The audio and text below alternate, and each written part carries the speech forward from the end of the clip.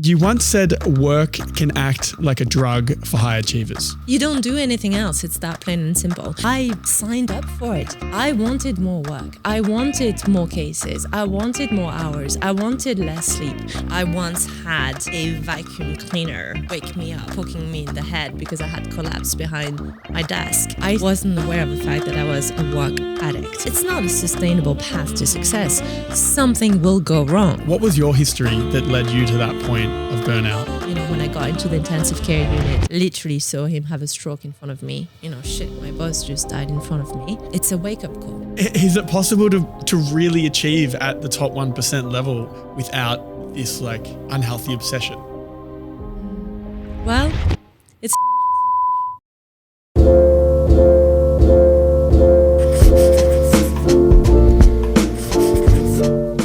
Welcome to That One Time with Adam Metwally, the podcast bridging the gap between health, hustle, and happiness. We're at Podcast for a While in Chelsea, New York City, and I'm with high performance coach, clinical hypnotherapist, and former big law litigator, now working in burnout prevention, Charlène Gisèle.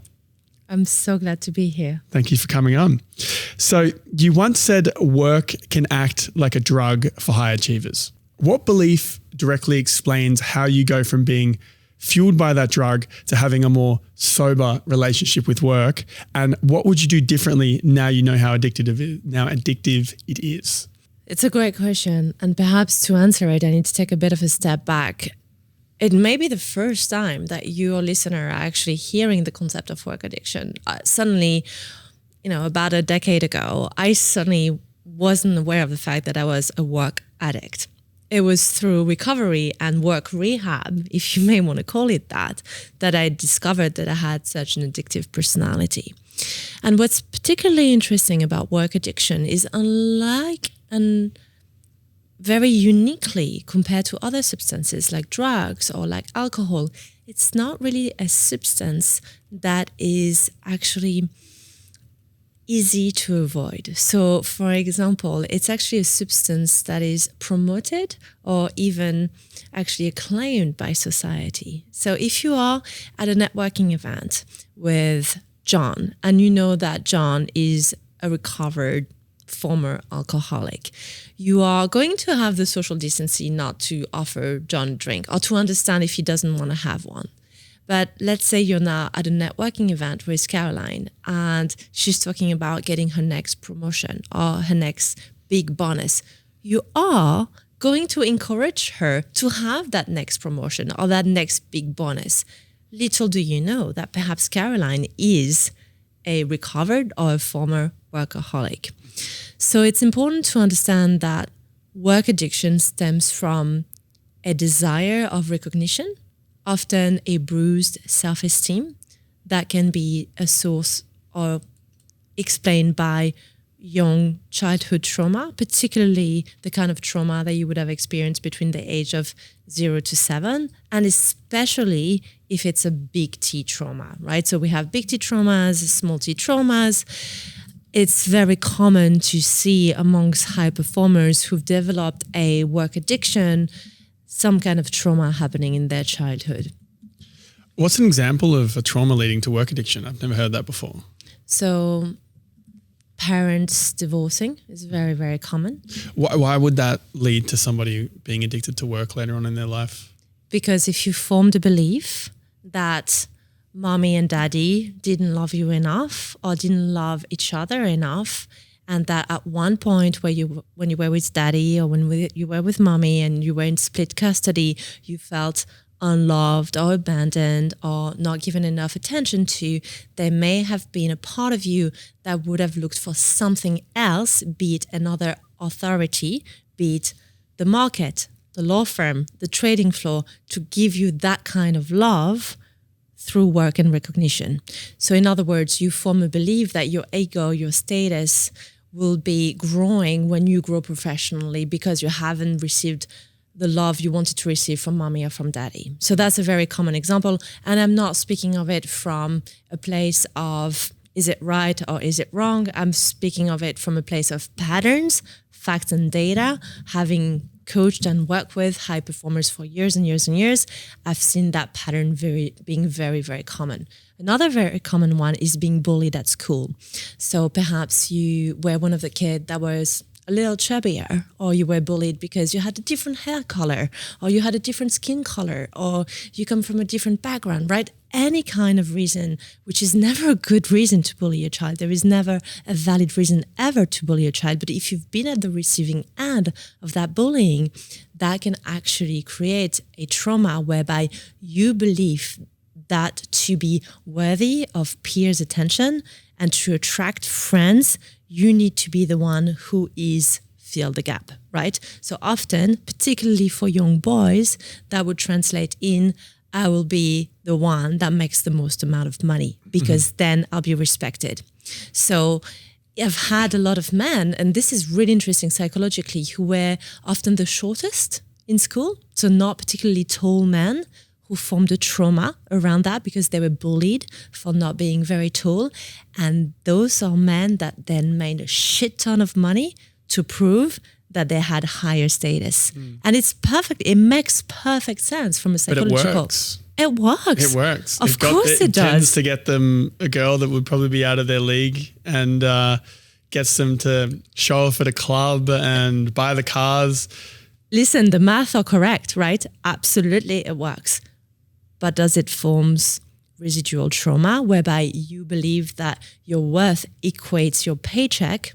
Well, if that's the belief that you form and you reinforce that belief by finding a spouse or a partner that sees your worth through your paycheck, you might be in trouble. Yeah. Because then you need to provide and make so much money because that's how you show and display your worth. But what happens when you get sacked, when your company goes under, or when you lose your power through losing money? You commit suicide. Yeah. You despair, you have a heart attack, you get a divorce, right? So something quite insidious can actually lead to catastrophic results, even with the greatest intentions. So you spoke about your own history of burnout. So tying those two threads of work addiction, potential trauma, what was your history that led you to that point of burnout? My sense of love being tied into my worthiness at school. So from the youngest age, I believe, and I really want to highlight, I believe. So that's not a fact, that's a belief. That's a subjective belief. I believe that my dad, especially, loved me more when I was the best at school, when I had the best grades, when I was the good girl. And for him to look at me as a good girl, I had to, in my mind, be the brightest, the smartest, the fastest, the one with the best grades. So very early, I formed a belief that the more I worked, the more daddy loved me. And that was very tied into how much of a high performer he was. He was a very career-driven man, very sort of status-seeking in terms of providing for the family. So again, very well-intentioned, the kind of man that does it out of love for his wife, my mother, and his children, my siblings. But again, with the best intentions, you can sometimes create negative or toxic results. And it took me years, decades, in fact, to understand that my dad loved me even if I failed professionally. And the only time I learned that is when I quit law and I quit being a high-powered attorney, which was what I thought would be the pinnacle of his love for me. And he continued to love me. But I really had to learn that lesson. So a relationship with a parent can be very formative or very destructive, even when that relationship is excellent. So my father and I have a very, very, very close relationship, but even the best of a relationship can bring out the most catastrophic results, right? So that's important to highlight. And what is being reinforced, you know, in school, I was good. That was the one thing that I was good at. So very early on, I learned that what I'm good at, I want more of because I love the attention. So I loved being a good grade A student. Comparatively, when my parents signed me up for ballet, for example, I was a disaster, okay? I was the kind of little girl that would have broken a leg if she continued to do ballet any longer. I was not good. I know you're not supposed to say a child is not good at anything, but really, I was not good. It's that plain simple. And so the reason this story is relevant is very early on, I formed the belief that I suck at physical activities. I'm not good at ballet. Therefore, I'm not good with my body, but I'm good with my mind. I'm good with my brain. I retain information fast. I'm good at working. I'm good at my desk. I'm good at learning languages. That's what I'm good at. And that's all the eggs I'm going to put in one basket because I love the feeling of being rewarded for what I'm good at. Mm-hmm. And so I pushed away very quickly anything that I didn't feel I couldn't be the best at. I was very competitive. Mm-hmm. And then I formed a belief, which I carried on through my years of being an attorney, that my body didn't matter. My body was a tool that I used to carry my brain from one meeting to another. Right? That was my perception. My body was an inconvenience, not something that needed attention, and not something that I was getting paid for. Right? Yeah. I know it sounds funny, but that was my belief. Yeah. It's not rational, and it's spoken now with the words of someone who has gotten, psychology certification and did years of therapy and coaching.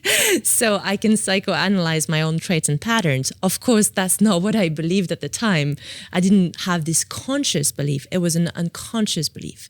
But when I look at high performers that neglect their body, use drugs, use alcohol to numb, soothe, and escape, we actually would do just about anything to bring ourselves up in the morning.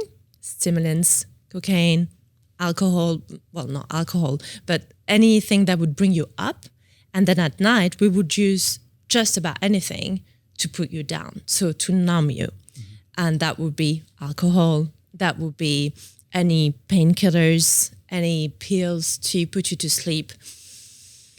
You're constantly looking for a way to bring yourself up, bring yourself down, and that's very common amongst high performers. And if you're not using Class A drugs, it could be that you're using prescription and abusing prescription. So a lot of my clients use Adderall.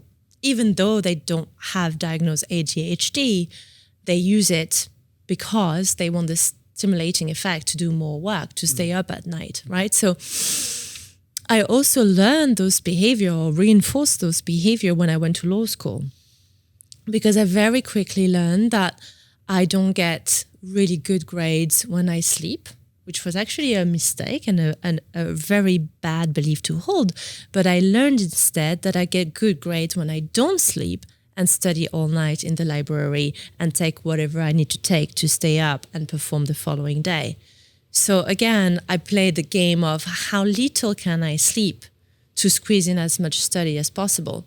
When you have that mindset going to universities like, Oxbridge or Harvard or Princeton, that kind of elitist university, there is a real risk that you will bring that mindset to work because it got you the grades and actually got you to those universities. So you see how this mindset is one that you carry through life.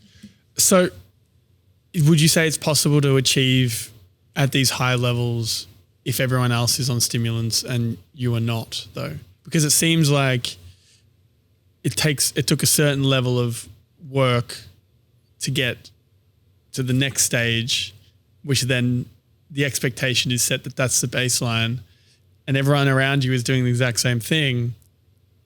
And then you keep growing up the ladder with that level of intensity, and the moment you stop, you're done. Yes.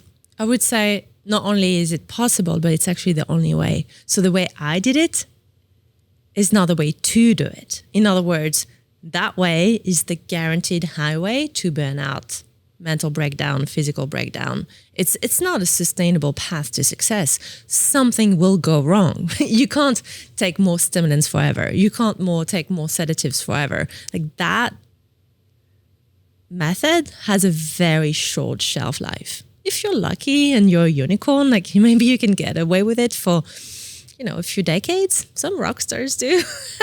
Clearly, I'm not a rock star. I had a shorter shelf life. But it's got a short shelf life. There will be a time where your health pays the price. You'll have that diagnosis, you'll have that crisis, you'll have the spouse, the girlfriend, the boyfriend that gets annoyed and doesn't want to be part of that lifestyle. So it's not a guaranteed path to the top. And just because your peers do it, suddenly don't make it right. It's really hard to learn that lesson without catastrophic happening. And I genuinely believe that if it wasn't for the fact that I went through a really nasty divorce, I totally burnt out. I found myself alone, isolated, and unable to continue to do the one thing that I love to do amongst more than anything else, which was work. I would not have the clarity that I have now. I had to learn my blind spots, and I had many.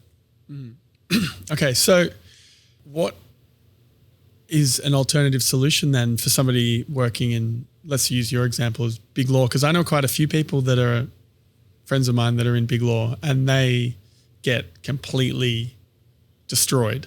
Yes. And they're young and they're intelligent and they're hardworking. But it seems as though if they turned around to their boss and said, no, I'm not doing that, it's like, well, see you later. We've got 20 people out the door that are ready to jump into your spot.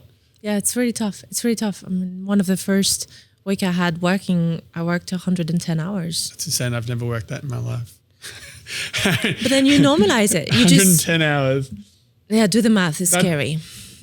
I know that doesn't seem possible. How do you even do that? I've always heard these crazy numbers. Oh, I can tell you how you do that. So if it's trust me, I've got 15 hours a day, 7 days a week, that for 7 days. You don't do anything else. It's that plain and simple. And I'll tell you the secret. I'll tell you the hack. Oh, eat.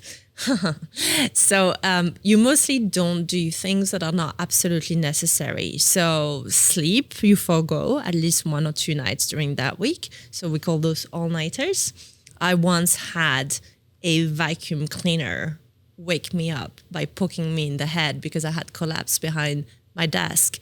And my cleaning lady in my office hadn't seen me and was vacuuming my office floor and kind of poked me in the head because she didn't know I had collapsed behind the desk. But that's normal. I mean, let me rephrase that. That's not normal, but that was my normal. But that's accepted. That's acceptable in a workplace like that. That's what we do, to do what we do. See, that just doesn't make sense to me. I hear that and my brain just goes, question mark. Do you have an effective output? Of course you don't. You think you do. So what are you doing? What are you doing, bro? It doesn't make rational sense. But Adam, in that moment, you're not being rational. And that's another thing to highlight. When you're burning out, your brain chemistry actually changes. Not only your brain chemistry, but your brain physically is altered. So what we know now from the field of neuroscience is when professionals are going through burnout, their brain changes. So the prefrontal cortex gets thinner and thinner. Your hippocampus gets smaller and smaller. Well, to be more precise, the gray matter sort of shrinks. So when you're undergoing those kind of brain alteration, you're not really making the most rational decision. You're in survival mode. Why did I do that? Because I thought there was no other way. I cared about that job more than words can say. I thought that my boss at the time was some kind of God. I know that doesn't sound healthy, but I really did. He was my God. My work was my religion, and my clients' files were my Bible. And every morning and every night, I said amen. That was how I felt about it. And there is no one I can blame for that. Yeah. It's not that anyone forced me to work that way. And that's actually why I have the most amazing relationship with my former colleagues, former partners, and former law firms that I work at. I genuinely do not blame them. I do not, because I never felt under sort of threat or duress to work the way I did. I signed up for it. If there was ever an opportunity to say who wants to take on the next file, I was the first one to put my hands up and my hands up, right? I wanted more work. I wanted more cases. I wanted more hours. I wanted less sleep. I even liked the all-nighters that you're not supposed to like. it's a bit like, when have you ever met a drug addict who said no to a cheaper, better, faster drug dealer? Why would you say no? Give me the number. Yeah, right? yeah, interesting. Wait, you're saying he's faster, cheaper, and he's get better drug? Yeah. Yeah. Bring me on. Sign me up. Okay, interesting. Yeah, because I hear that and I go, I would never. I just like, there's nothing that fires me up to a point where I would not prioritize sleeping because I like how my brain works when I've slept enough. Amazing. But what I'm hearing is you're not an addict. Well, yeah, I guess not. I've never thought of it that way, but I'm like, I mean, it's like asking a person who becomes aggressive, abusive to their wife, to their spouse, to their children through alcohol, and be like, why in your rational self would you ever be that drunk person who hurts, who snaps, who, if you had that conversation, what they do, the behavior, they're not rational. They're a net consequence of the addiction. You can't have a rational conversation with an irrational behavior that is actually driven by a substance addiction. By definition, that behavior is not rational.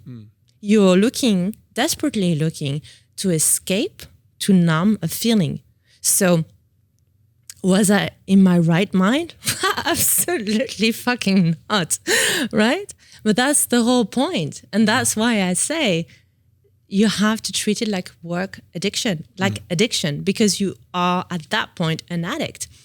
The plain definition, many definitions for addiction, but my definition is you would do that thing and use that thing, whatever the consequences, yeah, to feel anything but the thing you're trying to avoid feeling. And my drug of choice was work. It made me feel great. I loved the look in my clients' eyes when I could show up and be the best lawyer that I could be. I loved the paycheck at the end of the month. I loved the flat and the lifestyle that it gave me. I loved the intellectual challenges. I loved some really noble things about it. I loved serving my clients at the deepest level and feeling useful. So it's not just the greed and the vanity. There was some genuine, really good intention. I loved feeling helpful and smart and intelligent and praised, and knowing that I could contribute positively to a file. Like, it really gave me a sense of satisfaction and fulfillment. So, you know, the intention, again, be very careful in life with a good intention, because sometimes good intention can lead to catastrophic results. What is it? The road to hell is paved with good intentions. Yeah, exactly. Like, right. Okay. Well, you decided to become a lawyer to do good in the world, but then you become a work addict. Is that serving you? Is that serving people that love you? Are you being the best friend? Are you being the best wife? Are you being the best daughter in that moment when you're being poked in the face by a vacuum cleaner? Like, hell no, you're not. Yeah, sure. Right? Sure. Yeah, I mean, I think hearing that, I haven't ever had a working project that has made me, I've been so obsessed with that I will destroy everything else in the process. I think that's the difference. Right. And you hear those stories of, you know, the founders of these great companies, and they've all got a very common thing where they just worked relentlessly on this one thing for a very long time. Maybe I just haven't found the one thing that gets me so fired up to the point where it's an addiction. I just enjoy life. And I don't think that's the goal to thrive for. Well, is it possible to really achieve at the top 1% level without this like unhealthy obsession? Well, it's an interesting question. And I like to believe that I actually do better quality work now. Still a huge amount though. I didn't change my capacity for a very big workload, but I don't destroy my health in the process. So success leaves cues, right? That's what everybody says. But success also leaves marks. And scars and consequences. So in my line of work, certainly there are 3 Ds that I encounter daily. First one is divorce, or the threat of. If you are in a married relationship, your spouse just can't stand the way you work because they feel that at best they're your lover. Because your first spouse, your husband or your wife, is your work. My primary relationship was my work, sure. right? So that doesn't leave a lot of space for a marriage. Not at 110 hours a week. No, at best, like I said, they're a side dish, right? Yeah. They're definitely not the main course. Yeah. Then there is diagnosis or disease, very common. And that can be in the form of depression. It can be in the form of a heart attack, a stroke. It can be also a little bit less dramatic, but still very, very impactful, like constant weight gain, yo-yo gain, skin rashes, back pain, neck pain, dry eyes, insomnia, losing hair, literally losing hair, biting nails, constantly having to go seek doctors for phantom conditions, allergies, intolerances. Those are also telltale signs that you could be burning out. And then the systemic inflammation. Exactly. You're spot on. And then the third one, which is very morbid, but it's so true, is D for death, right? It's not uncommon that I get a call, a bit like my friend calling me saying, shit, my boss just died in front of me, where it's a wake-up call. For me, it was my father's near death. So he survived his heart attack. But, when I got into the intensive care unit and literally saw him have a stroke in front of me, so a whole face, for anyone who's witnessed a stroke, and I hope you haven't, it's quite a traumatizing experience to see someone you love that much go through a stroke. His whole face, it's a very weird thing to describe with the right words, but I can't think of anything other than it's someone's face sliding to one side, like all the muscles sort of disappear and just everything hangs on one side only. It was just the most horrifying sight because I thought he was dying in that moment. But at the same time, I'm so grateful because if it wasn't for that, I'm not sure I would have snapped out of it. Like sometimes it takes those life or death moment in life to realize that you're one decision away from a different lifestyle. And so I realized that I had some serious work to do and that if I wasn't changing my ways, that was me in the future. Yeah. Well, once you hit that point of inflection, how long ago was that? Oh gosh. That would have been nearly 10 years now. Yes, a decade ago. Okay. So if you can package up the last 10 years of lessons, techniques and habits, what would that look like that got you to approach this in a better way? First is know your pattern. So knowing and understanding that I have an addictive personalities, and I know that will trigger a lot of people because some don't like this word. What's the definition of an addictive personality in your mind? Being very prone and seduced by the use and abuse of a substance of any kind to make you feel another way, particularly when you want to avoid the feeling of sadness, fear, anger, guilt, the most common human emotions. So what feeling were you running away from? Fear. Of? Not being loved enough. By who? Mostly my father. Okay. But just at that point, people in general, the fear of not being enough. Again, it's not a particularly rational fear. So your client would be a proxy for your father, basically. Absolutely. Every single one of them. Interesting. Every single one of them. Yeah. And it's no coincidence that I started my career working mostly with men because I had very male dominant trait in my personality. And in many ways, I was a woman that behaved like a man. Yeah. I mean, I have a theory on this that a lot of big corporate environments are very masculine. So for women to be successful in those environments, they have to act masculine. It's just a natural progression of these. Yeah, I'm not businesses. sure that's conducive to sustainable success. It's not. It's not. True. It takes you. It takes. Let's just say you're a feminine woman and you're forced into this mold that isn't really how you want to be that will burn you out as well. Just playing that mask, having that mask on will also burn you out. Absolutely. Yeah. Yes. And the burden, and I know this is a very tough word to use, and if anybody screams at me using that word, I'm just going to qualify it by saying it's what I felt, not what it is. So don't scream. It's my past opinion.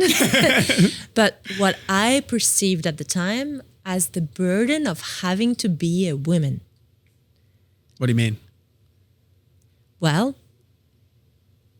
at least in our world currently, I'm sure science and technology will change that imminently, but I remember in my 20s feeling the burden of being a woman because I was married and I felt the pressure of having to be the one who would carry a child and therefore not be able to work for a period of time. Sure. And that would mean slow down my career or my path to success. And that felt, and again, I don't mean to trigger anyone, but that felt to me like a burden. Yeah. I would have loved to not be in that position. Yeah. I remember thinking, I wish I were a man because at least I wouldn't have to deal with that shit, you know? Yeah, sure.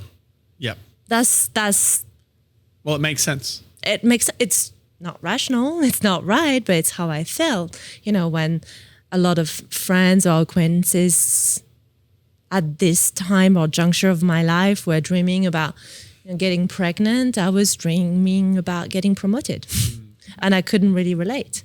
And then what's interesting is actually when you get to fully embrace how powerful it is to be a woman and you fall in love with the feminine and subtle nuances of how rounded that can make you as a professional, and particularly in my role as a coach and as a hypnotherapist, I believe that I found a path that was much more nuanced where I could, yes, be in my power energetically and really align with my instincts and my female sensitivities and my more subtle emotions. It was no longer a burden, but it was actually an asset. It was an edge, maybe even a competitive edge, right? Which could be actually used to the benefit of the clients that I served. And when you fully accept who you are, not work against who you are. Interestingly, my father always said that he wanted a son when he had me. And Did he tell you that from a young age? Yeah, but not in a way that made me feel less wanted by him, but I could sense it. And I tried to be that son. Sure. In many ways. And again, this is not a blame. Like we're extremely close, and parenting is, it's magic, and you do the best you have with the tool right? So I'm so grateful for the tools that he had, and those were the tools that he had. But I tried to be the son he didn't have. Sure. And now I'm the daughter that he loves, and we both learn that that's enough. Sure. So you mentioned patterns as the first thing to understand in the last 10 years. What else have you got that's been helpful? Not trust yourself. So a little bit, no, I need to have systems in place, very solid bulletproof system to buffer me against my own habits and patterns. So and I love to take the metaphor and the comparison of an alcoholic because I think they're very well known and understood. It's an interesting metaphor. I've never thought of it that way. So for anyone who may have gone through AA or rehab or 12 steps with alcohol, you may know, or maybe not. So I will explain that distance, physical and emotional distance from the substance is very, very important, especially in the recovery phase. First, there is the rehab, which is we remove the substance, and then there is recovery, which is reintegration into society with potential exposure to the substance.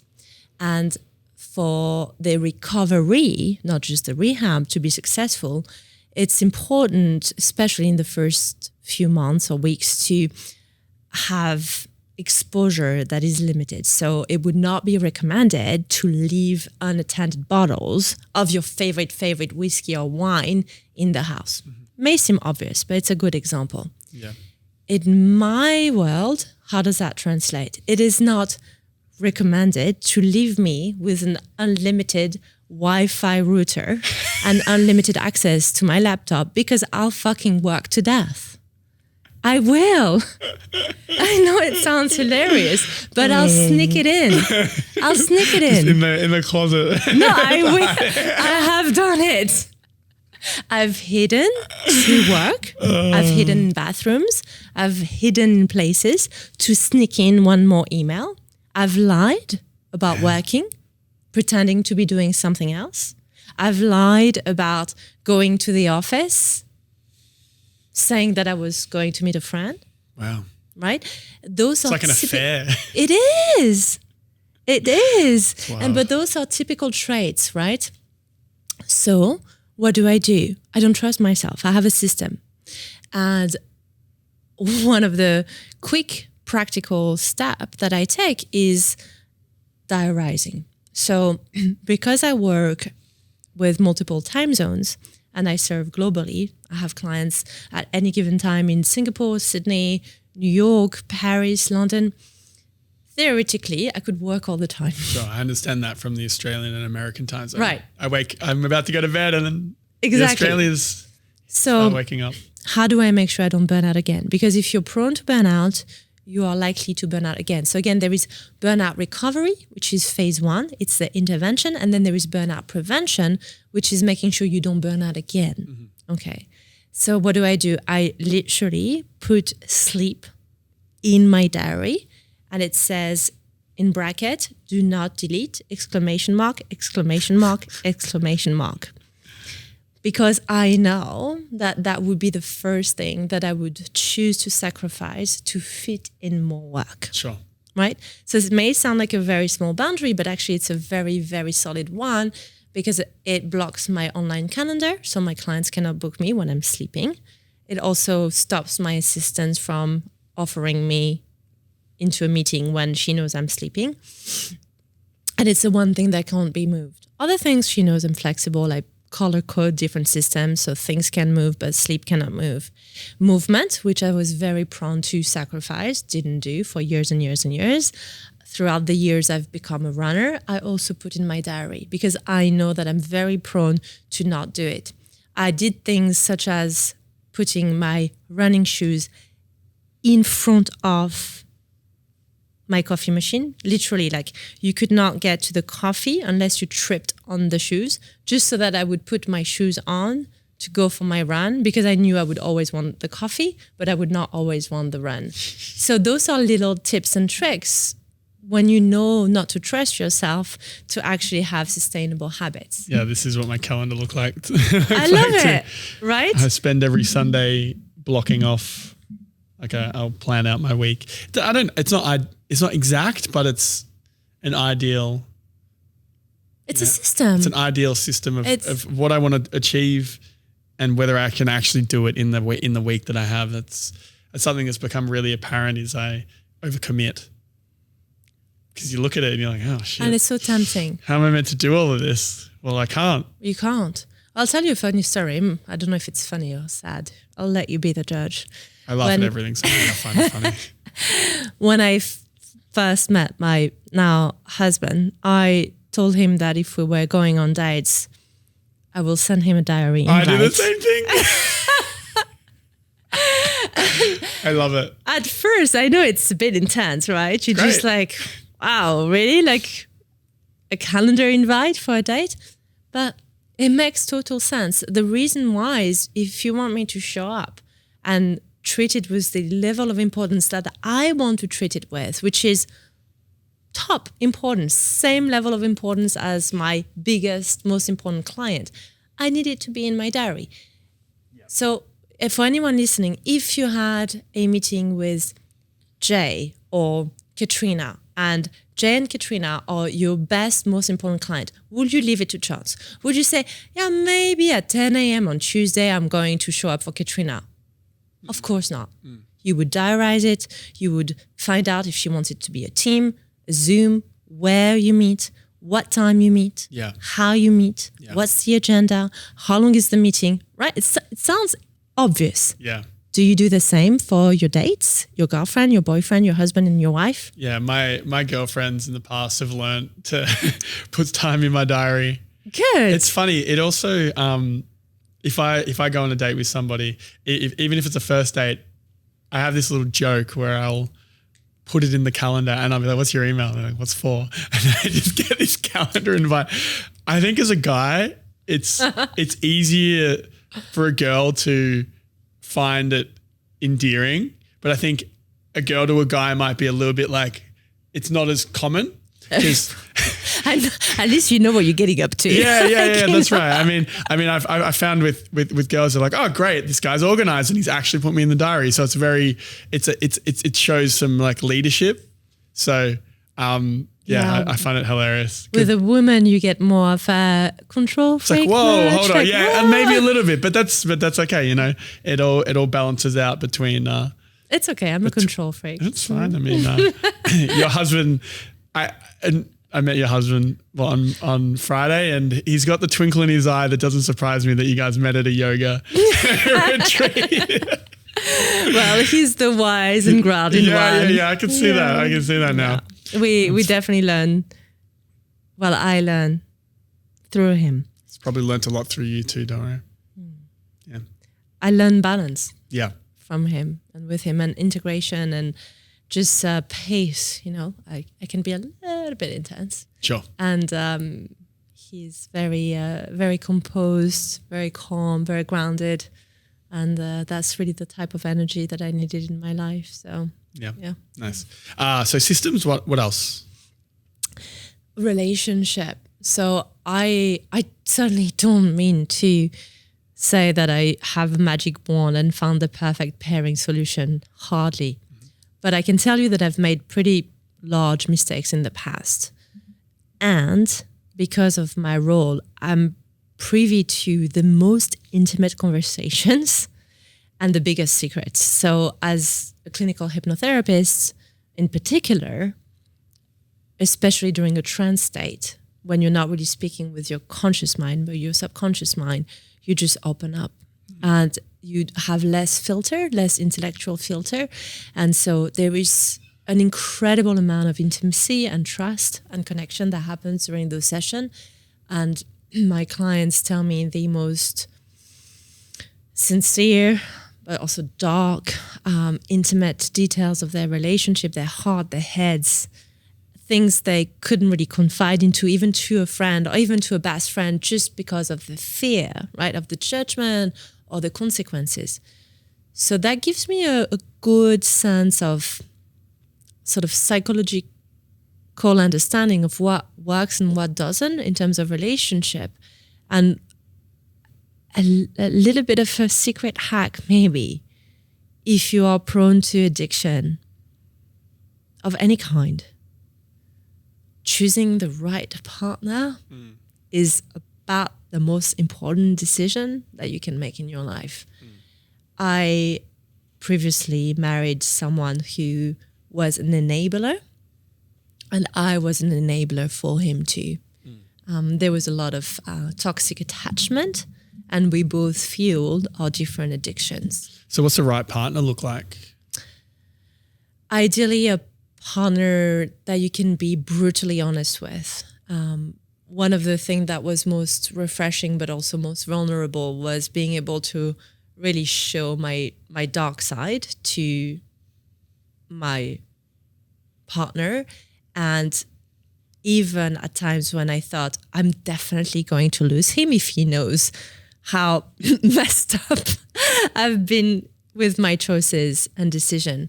And the moment I knew that I had been honest enough, when he sent me an email after a long conversation and told me afterwards that there were a lot of red flags. And I was like, yep, I know. I've done a good job sharing those. And he had thought about them, processed them, and here were all the rational reasons why there were so many green flags for us to be a good pairing. And knowing that he knew all my red flags, but he also knew how to turn them green in a way for us to find the balance as a couple, was not me trying to not be me. I mean, I think if you go into the relationship hoping the person will change for you or that you will make them change, you might as well not even try because it's going to lead to a catastrophic result. But if you go in knowing as much as you can from that person, knowing their best and their worst, and know that with all that you can give and all that you have to offer, there can be balance and harmony between the two of you, that's good. Yeah, great. Relationships, what else? Is there anything else on that list that you've learned? Yes. What about tactically? Tactically, I would say you have to really make sure that you work in an environment that is setting you up for success. What do I mean by that? We are creatures that love to mimic. So if you are prone to any kind of addictions again, and you surround yourself with someone who has the same kind as you, you're in trouble. What do I mean by that explicitly? If you have a boss who is also a work addict, it's going to be very, very challenging for you not to be enabled by that boss and enable that boss's addiction, right? I was very much in that scenario. There's a really good book around mimetic desire called Wanting by Luke Burgess. I haven't read it. Fascinating book. But I think that's a really good. Fascinating book. But continue, yeah. No, that reminds me to put it on to read. It's the second time that's being referred to when I speak, and usually that's a sign. Yeah, no, it's First a great time book. is a coincidence. Second time I've got to read that book. Yeah. So thank you. For sure. So what about some general strategies around avoiding burnout or coming back off the brink if you don't have an option of quitting your job or taking some time? So again, just want to reiterate, you really do not have to quit your job. I think that's important. So you didn't have to quit your job in Big Law to come back from? Well, I had to go to work rehab. And my rehab was leaving that behind to do something so totally entirely different, like yoga and meditation. But it's not necessary in all cases and instances. I've worked with professionals that found that within a 3 months period of moderate exposure to work, they could reset their ways. It depends on how deeply rooted your level of addiction is and what is your intention with how you're going to work. It also depends how healthy the environment you work in is. Like I said, who's your boss or who do you work with? If you're the boss or if you're the founder, if you're an entrepreneur, if you're the CEO, and you surround yourself with a team of, type A workaholic, you're again fostering an environment where that is bound to happen. Yeah. So I would say just understanding that no matter what you do, and I know we all come from different walks of life, perhaps a useful advice for burnout prevention is we are all traders. Whatever you do, you're a trader, whether you know it or not. And we all trade one thing for another. Every day, constantly, multiple times a day. And that's great. I need you to reflect on what you're trading in and what you're trading it in for. And if you're absolutely okay with that trade, knowing all the consequences of that trade, keep trading. If, however, you had never asked yourself that question, and you begin to realize through this question that you're trading in your marriage for money, you're trading in your health for bonuses, you're trading in your mental peace of mind for recognition, awards, and status.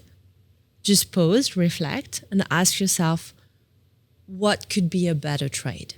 And it's not a question of quitting it all, changing your ways, and not being ambitious, because it's a question I often ask. Can you be ambitious and successful without burnout? Well, of course, absolutely. You can. You just have to know your trades.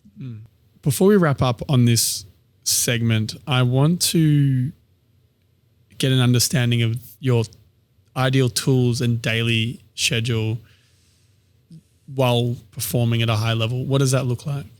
They are not particularly sexy or glamorous, and they're actually extremely simple, but they work. So I believe in small, bulletproof, and also sort of foolproof system. So I like small doses of things that I do regularly because I'm very, very attracted by drastic changes, and I've made a lot of those in my life. Sure. But I've learned that small nuances and integration is key. So giving you an example, seeking to save time at all costs, I used to taxi everywhere because one of my favorite things would be like throw money at a problem, right? But actually what I've learned is being strategic about which meeting I could go to walking. Sounds so simple. Which meeting, walking. right? It's just such a low-hanging fruit, right? So actually taking a moment, it's funny because when I was an attorney, I lived in London. And it's only now that I don't live in London anymore, but I still work in London and I do my meetings through walking, that I've learned to discover London. Because I used to just do taxis or whatever was the fastest way of transportation. Yeah. And now I think strategically, how can I combine my high performance with my well-being? Yeah. It's a notion of and. So I also replaced some of the very unhelpful mindset of cramming in last minute, staying all night to prepare for a meeting, and instead telling myself, well, the best way I can prepare for a meeting is going to bed early, which was so hard for me to learn. I used to get a kick out of saying I'm a night owl. I don't need a lot of sleep. I stay up late, and learning that actually it's really nice to wake up early and hit the gym and go for a walk and start my day slow. But if you are the kind of person who is a bit of an adrenaline junkie and loves the thrill, you love the last minute drama of doing things late at night because it gives you that, right? So having to unlearn that it was actually not very good for my nervous system, and replace my fuel. Like my primary fuel used to be chronic stress. And now my primary fuel is well-being. Like I fuel my success with wellness. That's the foundation upon which I can stack up everything else. May sound like a small shift, but I think it's the greatest shift of all. Just switch your fuel. Not to sound too Greenpeace, but it is much more sustainable to have self-care and well-being as a fuel rather than chronic stress, adrenaline, and cortisol. Any other tactics you like through your daily habits? Stay well in terms of your physiology. So your physiology is so important. Really incredible how many high performers I work with who are dehydrated, right?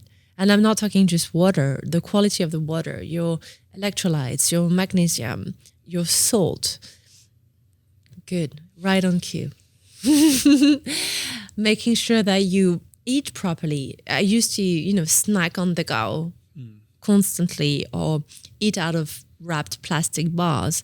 Now I'll be a little bit more intentional. I will sit down and savor my meal and actually choose wisely as opposed to just wolf down my meal. So fueling your body strategically, being very intentional, and using tools or recreational tools such as alcohol, which I believe can be a tool, as more of a celebration and a joyful moment rather than, how rough was my day, how big is my Chardonnay, right? That used to be my mindset, as something that would allow me to escape rather than nowadays. And I come from Bordeaux. I love a glass of wine. I probably always will. And I use always very, very occasionally. So, but I do it in a way that is rather celebratory or special or with my friends or to celebrate a unique moment, not to numb or escape from the dooms and glooms of another day in the office, right? And then also really watch out for the things that you do to switch off. I used to rely on a huge amount of unhealthy things to switch off, when actually you can make very simple, powerful switches that don't have to be really dramatic. So quick example. I'm sure a lot of women will relate. We are in New York City after all. I was totally obsessed by shows like Sex and the City, and there is nothing wrong with that. I still love the show. It's a silly example, but I think it's powerful. But I used to, if I worked really, really late, I will literally binge watch series, even though it was already 2 a.m. and I would need to be up and going. And I know a lot of people can relate to this. It's incredible the amount of high performers that I meet who tell me, I don't have time for this. I don't have time for the gym. I don't have time to work out. I don't have time to do this. I don't have time to do that. And then you talk about Netflix and you talk about the latest series and they're like, oh yeah, have you watched season 3? And you're like, oh, but you're the same person who didn't have time for the gym. But you have time to binge watch shows, right? Yeah, it's a soothing mechanism. I did it. I did it for years. And again, I'm not saying it's bad to watch Netflix or to watch Sex and the City. I love it. It's a treat. I still love the show till these days. But I watch it intentionally in a setting that is really fueling my well-being. It makes me laugh. It gives me a giggle. Whereas before I use it as a one more thing to binge on, right? Sure. To escape, to numb. What do I do instead now?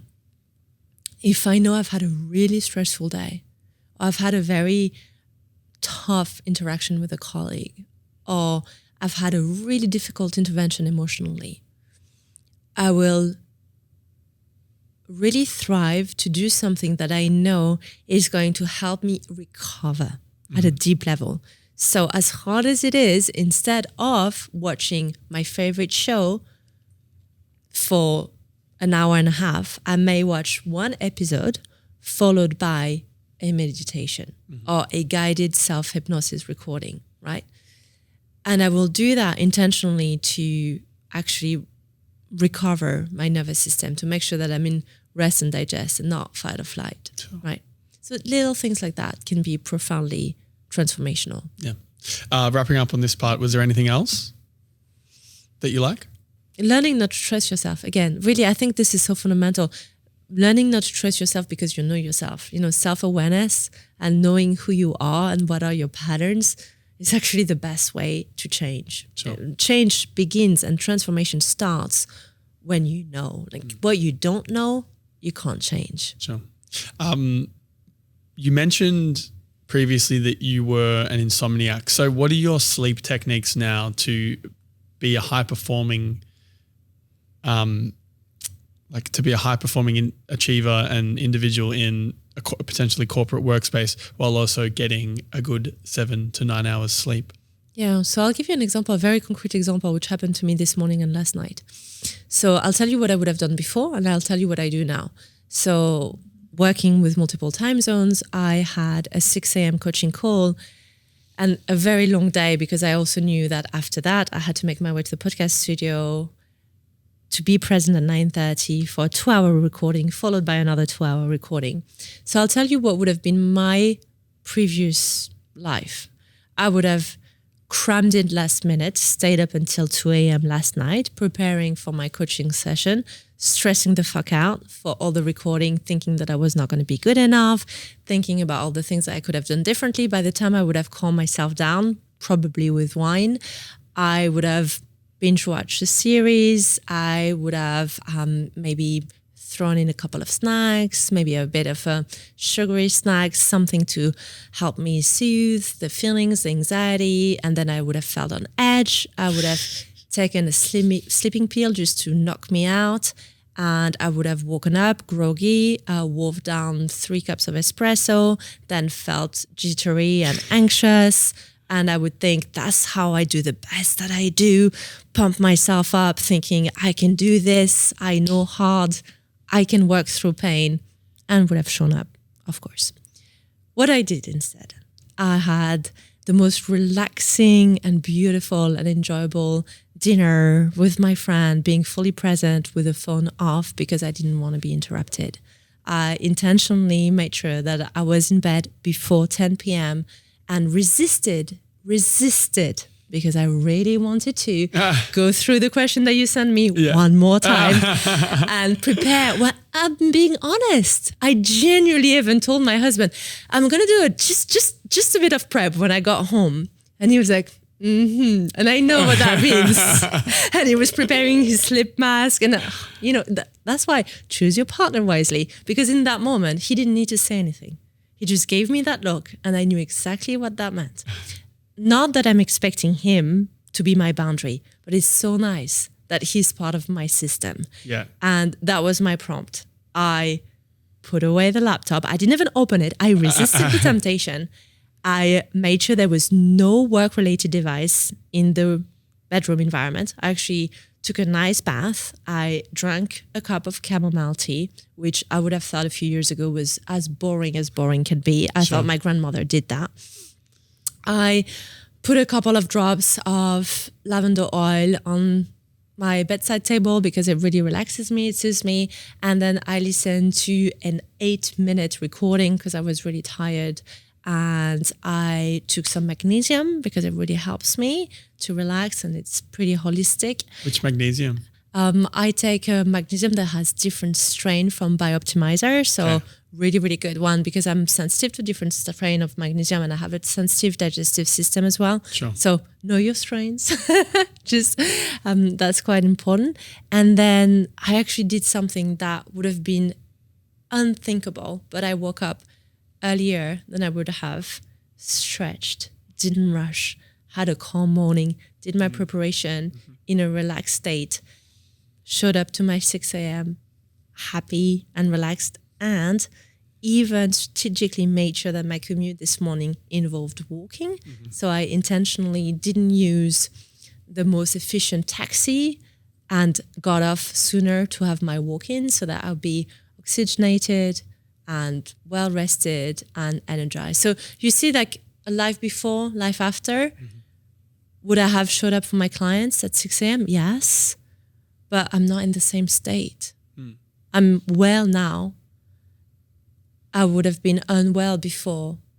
Performance might not have been perceived greatly differently by clients, but one way was unsustainable if done every time for 10, 20, 30 years. And this way now is very sustainable. Just quickly though, I love doing this podcast. If it's positively impacted you in some way and you would like to support us, please subscribe. By subscribing, it allows us to build a much bigger base of listeners, which results in better guests, better production, and a better show overall. Alternatively, please take a look at the affiliate links of the products that I use and love in the comments below and consider purchasing using those links. They'll give you a discount and they'll also provide the podcast a small kickback. These are two very easy ways for you to support us as we continue to grow the podcast that we absolutely love doing. Thank you for your support, and now back to the episode. Great. That's a good place to wrap up that part. I want to just dig into some general life philosophies before we end the podcast. So what's a view that you have that would make most people either scratch their head or potentially get angry? That the way you're working may not be the way you will survive your success. I know that would make people angry because a lot of the reason why we want to succeed is because we want to be financially stable. So I'm going to talk in financial terms and ROI. By working the way you're working, are you aware that you're leaving money on the table? In other words, are you working in a way where you are going to survive the success that you've created? You know, a lot of my high performers tell me quite often, especially if they have children, I would die for my kids. Of course you would. As you become a parent, that's something that's quite natural to say. But the question I love to ask them instead, and I would love to ask your listeners, is would you leave for your kids? Are you actually going to live well and healthy to be around for as long as possible? And it's funny how quick we are to say we'll die for our kids. And I know you would in a heartbeat out of love and protection. Let me flip it. And it's okay if it makes you angry for a second, but will you live well for them? So that when you're going to their graduation, you're doing it well and stunning and vibrant and full of energy, and you can role model the way you want them to learn to live, to love, and to work. That's a really good point that I can think about a lot. Is a few things come to mind. That saying that a healthy man wants 1,000 things, a sick man wants one. And you see it. You've got all these grand visions of your life and all the things you want to do. And the moment you get sick, you get a cold, a flu, all you want to do is get well. is just get well. So, and the second part of this is, I want to be 80 and I want to be that like guy who's still running around, grandkids, like really, really healthy and strong. And when I was 18, I asked myself, what can I do now that will set myself up later? And that the first thing I learned was to save money and invest. And now I take myself to 33, and the decisions I made at 18 to 26 have allowed me to move to the other side of the world and take opportunities that I wouldn't otherwise if I just worked a normal job and spent all my money. And so now I'm thinking, okay, I'm 33. What are the decisions that I make now that'll make 50-year-old me say, thank you? So I'm thinking in that terms, and that's maintaining high strength. That's finding and building strong, deep relationships. That's continuing to invest, but maybe investing into something with a bit more legacy in it. Focusing on stretching, eating well, keeping my brain sharp through, working through right now. I'm dealing with a mold and heavy metal toxicity issue. Dealing with that now, as opposed to putting it off because I'm not unwell, but it's existent because in 10 years' time, you may be unwell. So it's a good way to frame it. And I think it's very similar to what you're saying as well. Yes. And I love what you said. And it really is important to highlight that often we feel there is a choice and it's two negatives. I have to choose to not perform, not be ambitious, right? And actually, really, this is not true. And I know I've said it multiple times today, but the sustainable success equation is not be ambitious or be healthy. It's be ambitious and maintain wealth through health, right? I think that was really telling that I said that. And I think one of the best sort of walks of life that we can learn that lesson from is actually elite professional athletes who continue to thrive, not the one who burn out and get injured, because there are also many, and often through overtraining. So athletes are not immune from burnout and injuries. But it's really interesting to notice that athletes who continue to thrive and sustain ongoing long life success are the athletes that actually maintain that level of recovery and health and well-being to fuel their competitive edge and their success and their performance. And I genuinely believe that this equation can be applied to any profession in the world, any profession. Well, there's this story around how much LeBron James sleeps. He sleeps 12 hours a night, 12 hours a day, 9 hours a night with 2 to 3 hour naps during the day. And he credits that a lot of the time for a lot of his successes in games. So if one of the best basketball players to ever play basketball is sleeping 12 hours a night and can still function as one of the best basketball players to have ever played the game, maybe there's something in that. Absolutely. I think that's a tough one for folks working in corporation, but here's to hoping. Another thing I've been thinking about in this space is, so coming to New York, when I was in Australia, I set my own schedule. I worked for myself. I was one of those people that would wake up when I wake up, and I'd spend 2 hours with this elaborate morning routine. And then I'd probably start, I'd go to bed a little bit later. So I'd probably go to bed 12:01. And I wouldn't really get into any work until 11, 12. I'd just be this elaborate morning routine. Surfing. Meditating, yoga, cold just this whole thing. Aussie lifestyle. Yeah, well, I don't know. Well, it was just happened to be able to be done. But my effective work output wasn't that great. So when I came here, I thought to myself, you know what, I'm just going to get up and I'm going to get into it. And that's just what I'm going to do every single day. I started doing that for a few months, and I started taking on more work that forced me to be more active, that working with clients and people who were always on and just following that lead. And I thought to myself, you know what? I'm going to just do this for a little while, get set up, hustle, get set up, and then I'll be able to go back to the nice, calm morning routine with the yoga and the meditation and the nice breakfast and the relaxing and no phone for the first 2 hours, just enjoying that, reading, all of that sort of stuff. That was kind of my mornings that I like. And then I realized pretty recently actually that if I'm taking on clients and work that expect the level of always on with the output, all I'm going, and I continue to get more work like that, all I'm going to end up doing is continuing to be always on. So I came to this conclusion, and I don't know if it's the right conclusion, but this is a conclusion I've got to it for the moment, that I actually need to still prioritize the sleep and the workouts and the fact that anyone who works with me probably isn't going to get in touch with me for at least the first few hours of the day because my phone's never on. And I will prioritize the meditations, and I will prioritize the yoga, and I will go off the grid for a week once a year, and you can't get onto me. And they want to work with me in spite of that, because I'll never be able to go back to those frameworks if I'm working with people that expect the always on mentality. Can I add something? Sure.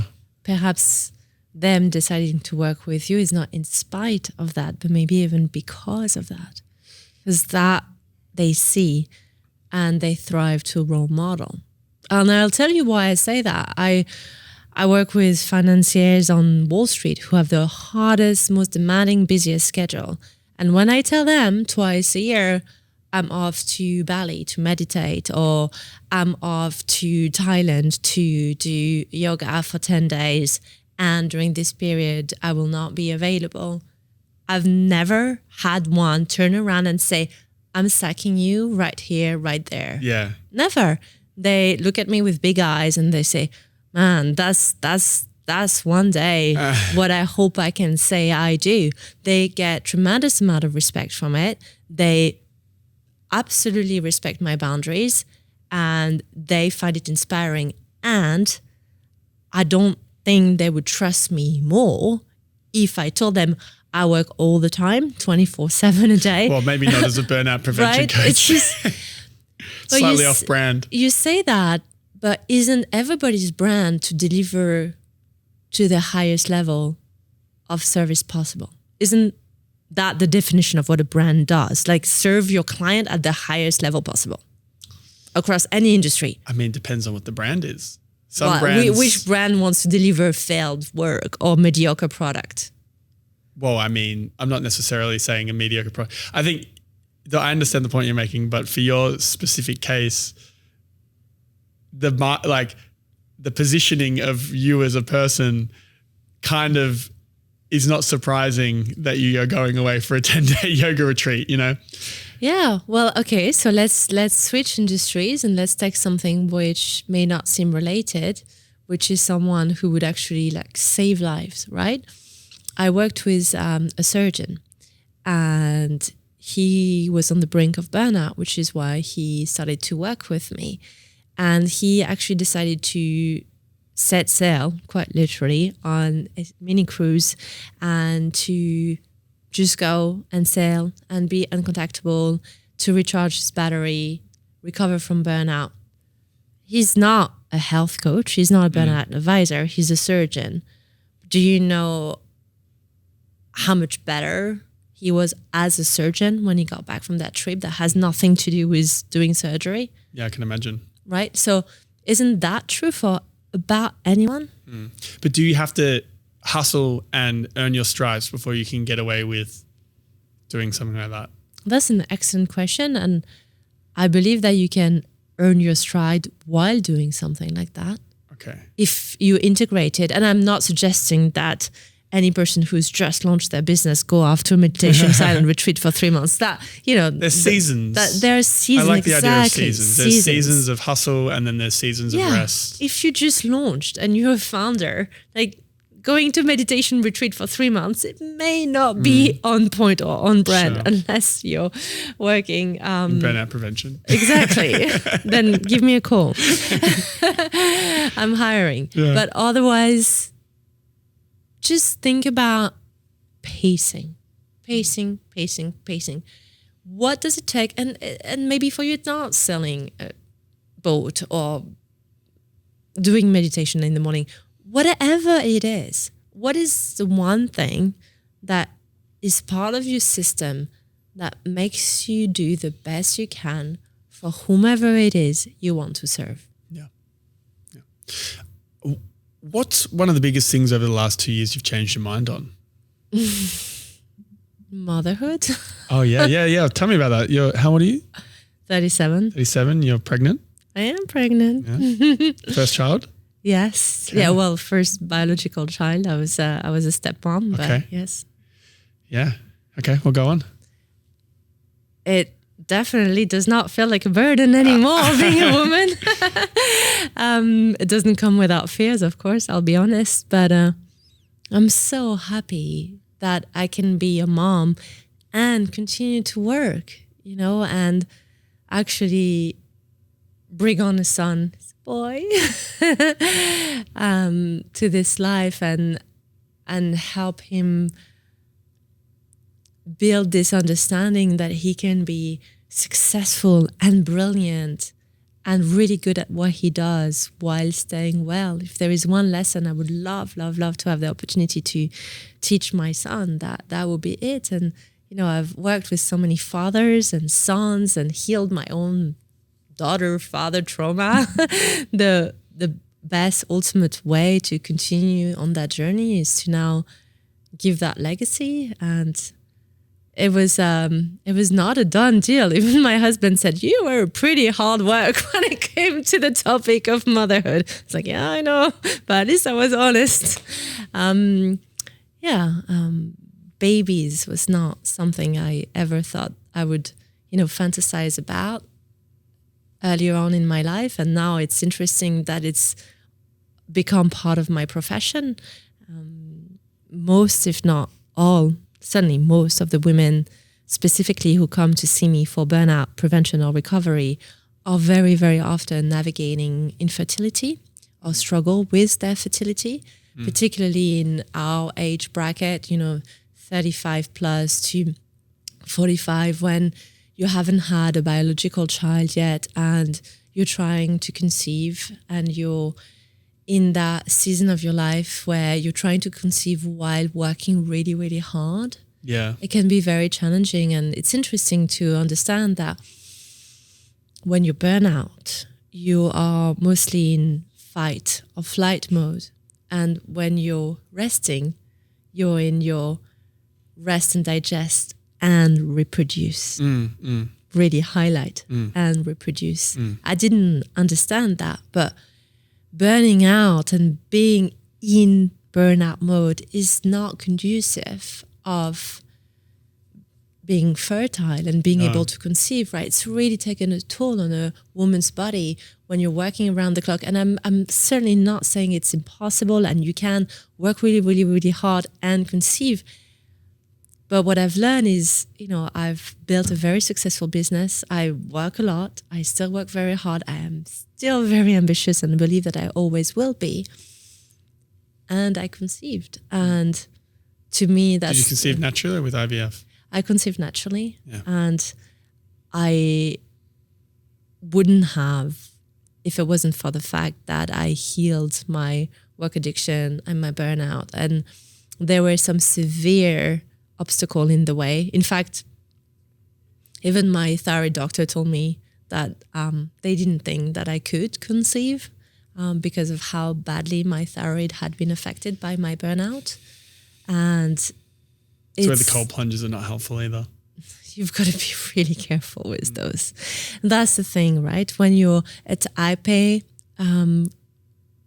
obsessed professional, you have a tendency to look for and find it very attractive, especially when you get to know the world of biohacking. The hacks, they're very, very attractive because they're not nuanced, they're extreme. And we love extreme. Give me tough shit, I'll sign up, right? Yeah. So I love hard. I love extreme. So when I heard about cold bathing, I was like, yeah, I'm going to do 10 minutes. You know, I became competitive about it. Yeah. Is it the best tool to recover from your burnt out mindset? Not necessarily, no. Not necessarily. Look, if you love it and you do it for 1 minute and 1 minute and a half to boost your immunity and to fast track your mental resiliency, why not? Or if you are a professional athlete and you're doing it strategically to recover, to reduce swelling and all of that, why not? But if you're doing it like I did to prove a point that you can be tough and you can be competitive, is this a healthy mindset, right? So I'm really excited to embrace the new chapter and to continue to help all the women that I'm helping who are navigating burnout and navigating infertility, and to really connect the dots between the two, which is often quite unspoken. I think that there is really a lot of unspoken truth about how hard we work and how difficult it can be to conceive. And a lot of it has to do with the mindset of even allowing for the possibility of making time for that baby. That your body knows. Yeah, your body knows. Your body does know. Yeah. I did a podcast with a woman named Holly Sinclair. She's a fertility coach. We spoke about all of this and progesterone and all that sort of stuff. Yes. Yeah, it's very fascinating. On the cold plunge thing, before we wrap up, I ended up doing that exact same thing. Started off with a couple of minutes and 5 minutes and 10 minutes. And the maximum I did was 22 minutes. Oh. And then after that, I'm like, I'm done. I think we're done here. And now I'll go in for a minute. And I'm like, I'm good. I don't need to prove a point. Right. Well, excellent. And I think, honestly, if you're doing it for a minute and you get some tangible benefits from it, good on you. Yeah. Keep it up. But if you're doing it the way we were starting to do it, like the kind of competitive edge to be the one that does it the longest and the toughest at, you know, the greatest gym and biohacking place in Bali. Yeah, for sure. Been there, done that. Yeah. Well, maybe think about it. Right. Yeah. So is there anything you're excited about at the moment that you want to let the listeners in on? Oh, what I'm excited about. I'm really excited about really embracing this new chapter of my life, having this family and continuing to work. To me, the ultimate demonstration of sustainable success is embracing all those different aspects of your life and not having to choose, you know. So my intention is not to be a mom who doesn't work, because it's a big piece of my identity. And I really can't wait. And I'm most excited about embodying the value of creating a family and delivering outstanding work to continue to serve my clients at the highest level. Like that, to me, would be the most beautiful way to go full circle and to role model that which I want to see in the world. Great. And where can people find you if they're interested? So the best way would be to sign up to my show as well. I have a podcast called the Charlène Gisèle Show. So if you love a good podcast, every Wednesday I talk about burnout, a different aspect of burnout. That would be the best way. And if you're listening to this conversation and if you don't know where you're at and you're wondering whether you're just a bit stressed or really tired, or if you are recovering from work addiction or burnout, I have a free test or assessment. It's not a diagnosis, it's an assessment, and you can just hop on and do that. It can be very informative. Great. And my last question for you is, why do you think we're here? What's the meaning of life? To learn the lessons and to pass them on with a little bit of improvement along the way. Just that 1%, I think would be good. Nice. If I can feel like I contributed positively to the world by 1%, I think my job's done. That's great. Yeah, nice. And if you've enjoyed this episode, please go to YouTube, search That One Time with Adam Metwally and click subscribe. We'd love to see you soon. Cool. Thank you. Good job. Good job.